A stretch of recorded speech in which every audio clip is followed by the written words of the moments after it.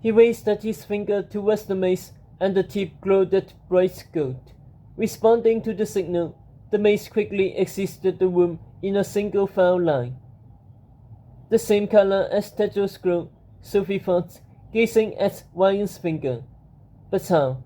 Only students at the school have finger glows, and he was never a student there. As the last mace shuffled through the door, head down, the king suddenly burrowed at her path. It was the mate Sophie had seen shaking in the corner.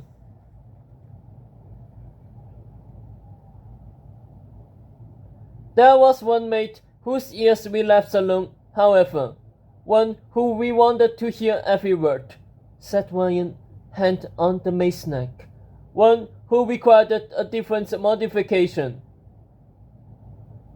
He raised the mace head. Sophie froze. It was Guinevere. A scream curled around the once queen's lips, sealing her mouth shut. Guinevere gave Sophie a petrified stare before Ryan guided her out with the others and closed the door.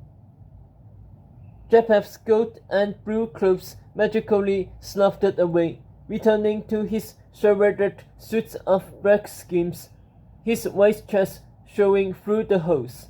He stood next to his brother, their muscles rippling beneath the tawny lamps. She's a queen, Sophie gasped, sick to her stomach. She's Tedros' mother. And she treated our mother poorly, said Japheth.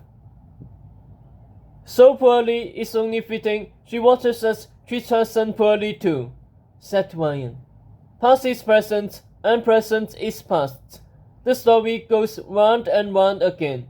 Didn't they teach you that lesson in school? Their eyes danced between blue and green. Our mother, Sophie thought. Who was their mother? Agatha had mentioned something about their former steward who had buried in Sherwood Forest. What was her name?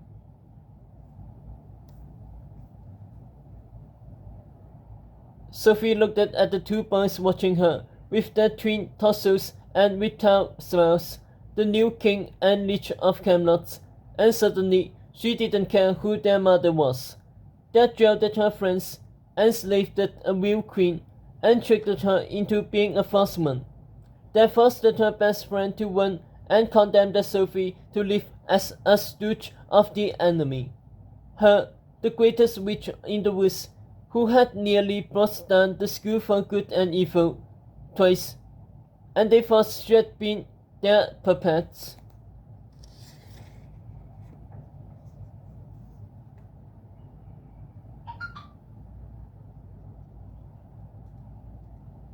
You forget that I'm evil, Sophie said to Ryan, her rage replaced by a chilly calm. I know how to kill, and I'll kill both of you without getting a spot of blood on my chest. So either you free me and my friends and return your crown to the rightful king, or you'll die here with your brother, screaming like whatever's left of his slimy ewe.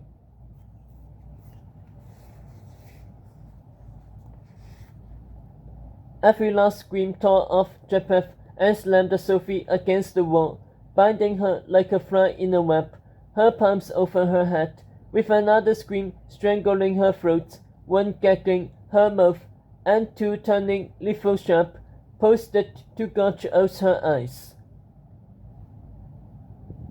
Wheezing in shock, Sophie saw Japheth leering at her, his screamless, naked form concealed by the table. How about this as a compromise? Said Ryan, posing against the wall next to Sophie's body. Every time you behave badly, I'll kill one of your friends. But if you do as I say and add the perfect screen, well, then I won't kill them.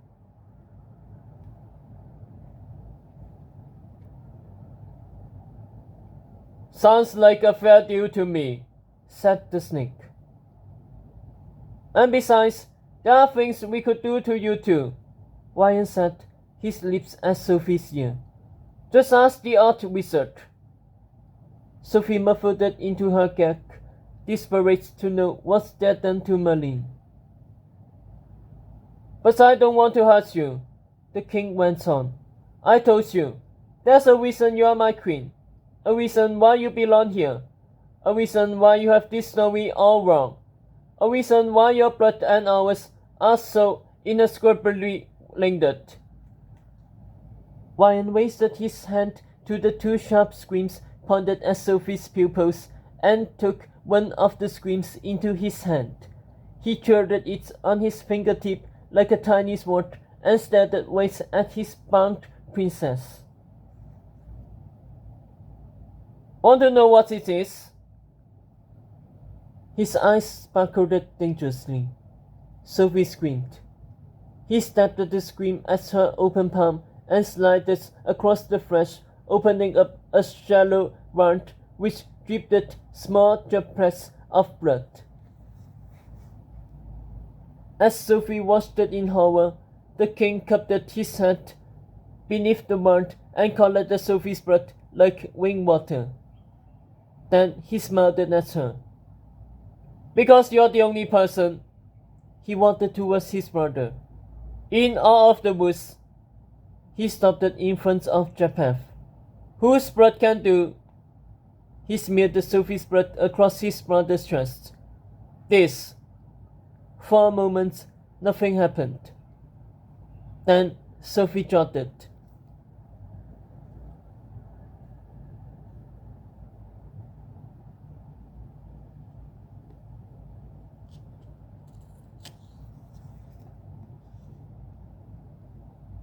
Her blood has started to magically disperse across Japheth's body in thin, shiny strands, branching and crisscrossing down his skin like a network of wings.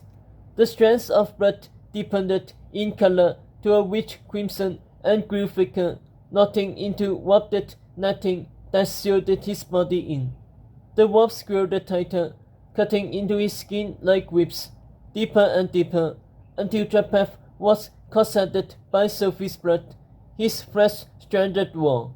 He clenched his whole body in agony, his muscles straining as he tilted his head down, mouth open in a cracked scream. Then, all at once, the wolves binding him turned from red to black. Scales spread across them like a rash as the wolves began to undulate and move with soft strings like baby eels, replicating across the gaps in his chalky flesh, screams after scream after scream, until at last Japheth stared back at her, his suit of snakes as strong and new as the first time Sophie had seen it.